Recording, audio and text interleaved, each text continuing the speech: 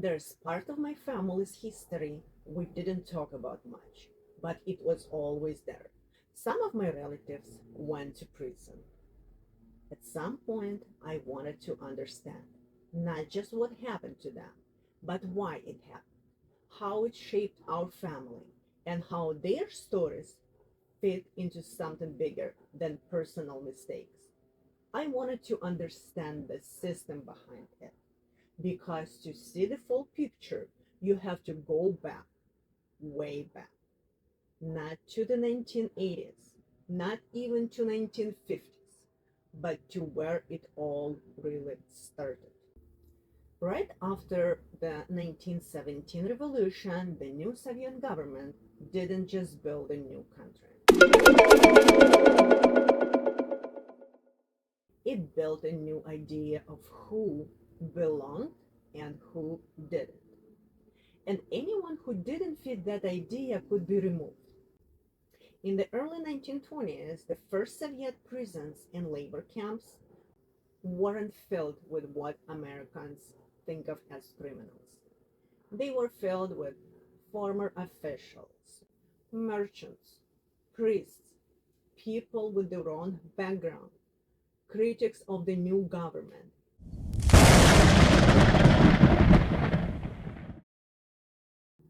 The logic was simple. If someone doesn't fit, take them out of society. By the late 1920s, this turned into system. By the 1930s, into machine. Prisons and labor camps became part of economic planning.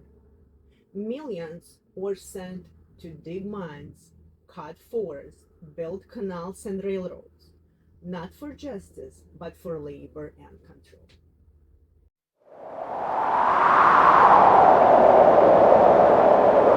And once a system like that exists, it never really disappears. It just changes shape. Even after Stalin, even after the terror slowed down, the mindset stayed. If someone is inconvenient, send them away. By the 1970s, 80s, the machine was still running. People were sent to prison for things that would never be crime in the US. Speaking up, being unemployed, not having the right internal password, minor violations, alcoholism, or simply being in the wrong place in the wrong time. By the late 1980s, the scale was enormous.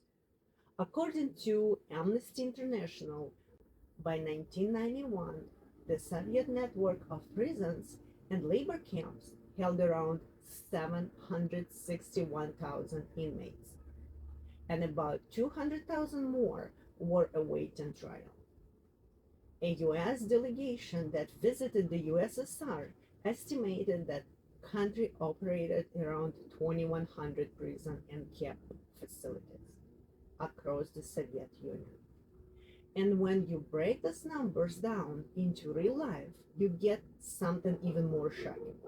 In the Soviet Union, about one out of every 4 or 5 families had a relative who went to prison at least once. It wasn't unusual, it wasn't rare. For millions of people, it was simply a part of life. I saw the system from the inside too. My ex husband was a police officer. I saw situations where vulnerable people, alcoholics, drug dependent individuals, or simply those with nowhere to go, was pressured, intimidated, or even paid to confess so case could be closed. A solved case mattered more than true one. This wasn't an exception. It was part of the culture. Statistics over truth, obedience over justice. But for me, it wasn't abstract, it was family. I was around 12 when my uncle came back from prison.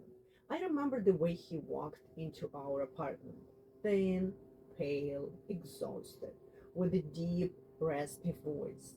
He smoked constantly, he drank, he avoided questions.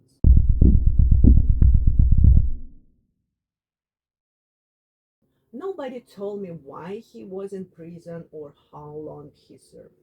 In our family, you didn't ask. You learned to live around the silence. But the hardest part came after he returned. Society never really let him come back. Former prisoners were treated as less than, unreliable, dangerous by default, morally spoiled. Not because of who they were, but because the system had already labeled them forever. Most of them weren't criminals. Most were simply broken by a structure that needed bodies in cells, names in forms, and boxes checked in reports. Seeing my uncle like that, and later digging into my family's past, I realized something important. This was never about just one relative who went to prison. It was about entire system.